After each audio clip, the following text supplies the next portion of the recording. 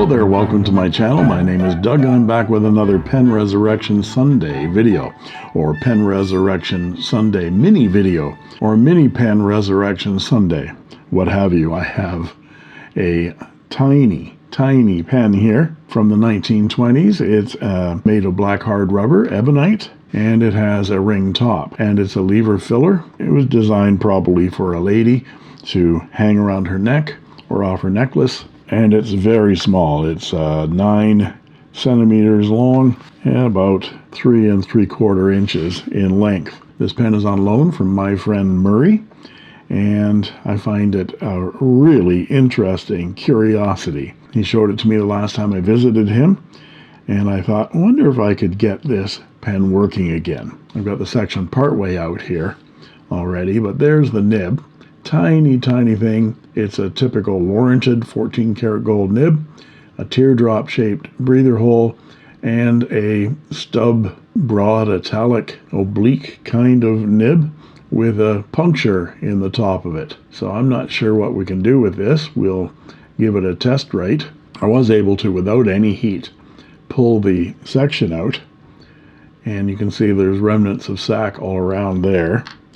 And there's a whole bunch of bits there. I just dumped them all out. I had exercised the lever here to get it to move, and of course it crunched all kinds of bits in there, but it's actually working. Got to clean the rest of that barrel out. I measured that and sent away for a number 10 size latex sack from my friend Scott Newman at 15 Pens in Ontario. And there is the sack, so we're going to try to resack this pen and maybe polish up that nib a little bit. It's too small, old, and fragile for me to try to take that nib and feed out of there. But we'll try to polish up the nib and feed a little bit, see if it'll write, and maybe just give the Ebonite a buff and the gold hardware a buff with a jeweler's cloth. See if we can resurrect it from the land of the dead.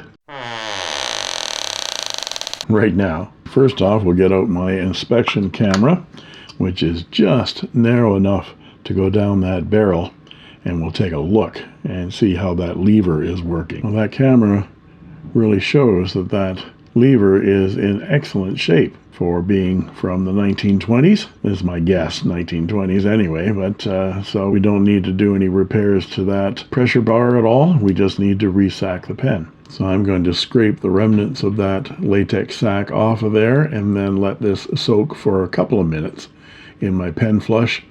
Ebonite does not like water, so we don't want to give it too much exposure to water, but we just want to get rid of some of that old ink that's caked inside there.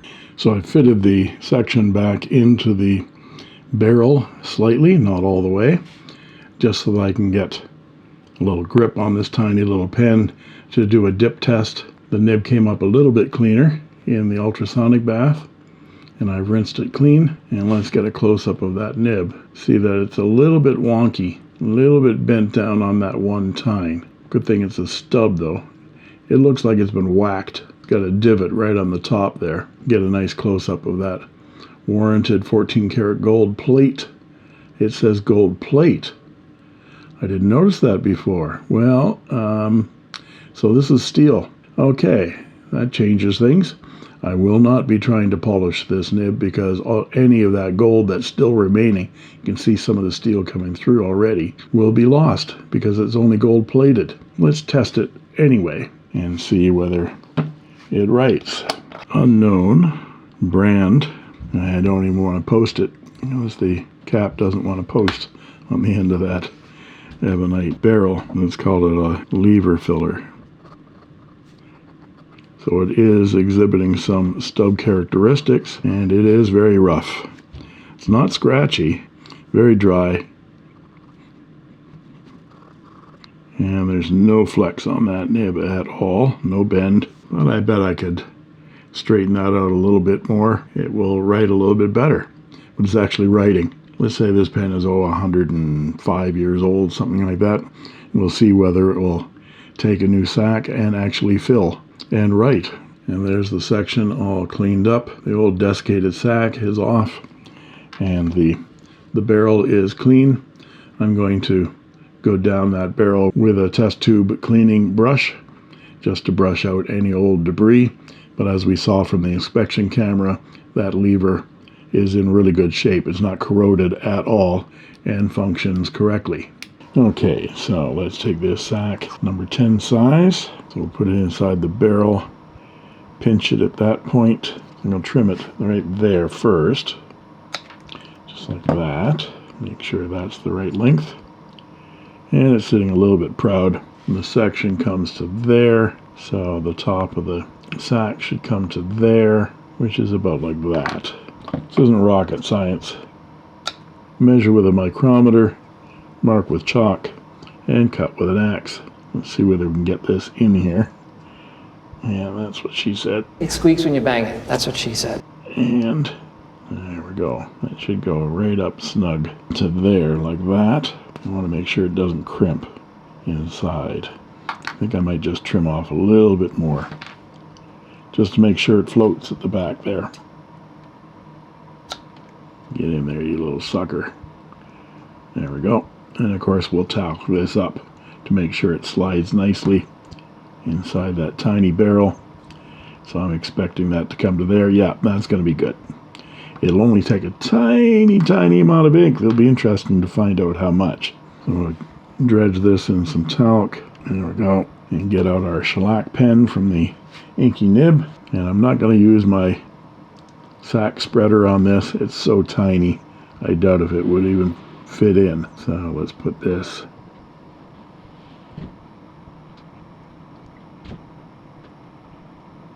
See if we can get that to move. Tease it on. Got to be very, very patient. There we go. And we'll just paint another seam of shellac just around that to seal it. And we'll just let that sit to dry for several hours. So let's go ahead and slip this into the barrel. Leave the lever up. So it's not wanting to go in. I'm going to give it another try here. There we go. Looks fairly well aligned. We're going to weigh it first. 2.8 grams. And press tear. And then we'll get out some Watermans and see about filling this 100-year-old lever filler. I get under that lever. It's so short, trying to hold on to it. I can't do this on the camera. I have to do it off camera here, because there's so little of this pen to hold bubbles.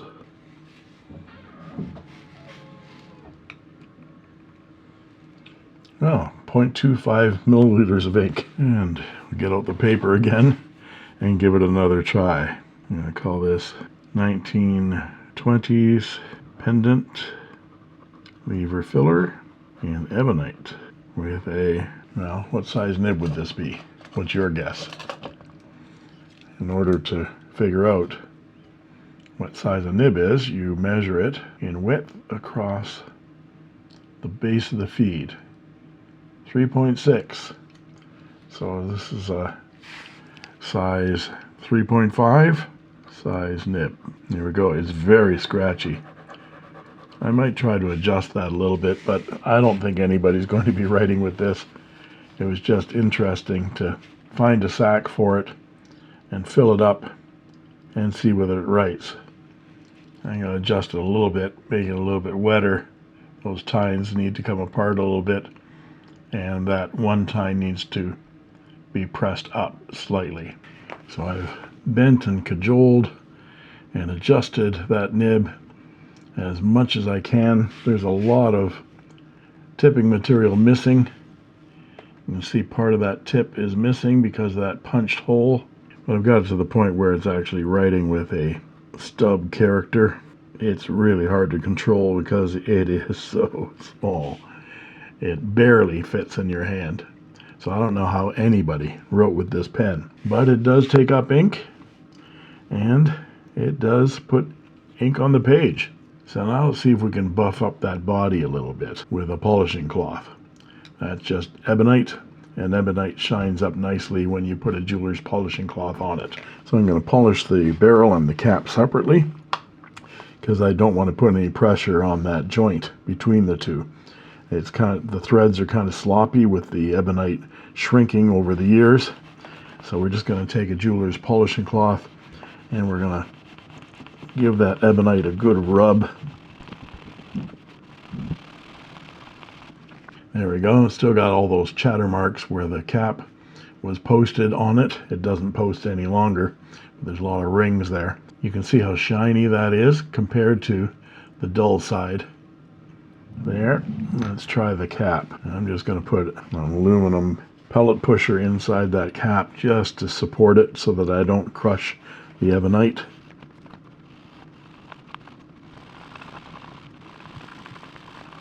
There we go. There's the one side polished up. Looks shiny. And there's the dull side right there. So I'll do the whole thing and we'll see what it looks like. And there you have it, all polished up. The ebonite shining. It's still got lots of wear marks on it, chatter marks on it. The gold is in pretty good shape for being plate. The lever shined up nicely. And I actually got that nib to write. It's not going to write for long. Even if it did have a perfect nib on it, it would probably only write for a couple of lines with so little ink in it. But it was fascinating to take a look at this 105-year-old Ebonite mini lever pen, pendant style fountain pen. I can just visualize it as a piece of jewelry around an Edwardian lady's neck. And thanks go out to Murray for loaning me this very interesting pen for Resurrection. And that just leaves it for me to say thank you for watching. And that's all she attempted to write. I made this.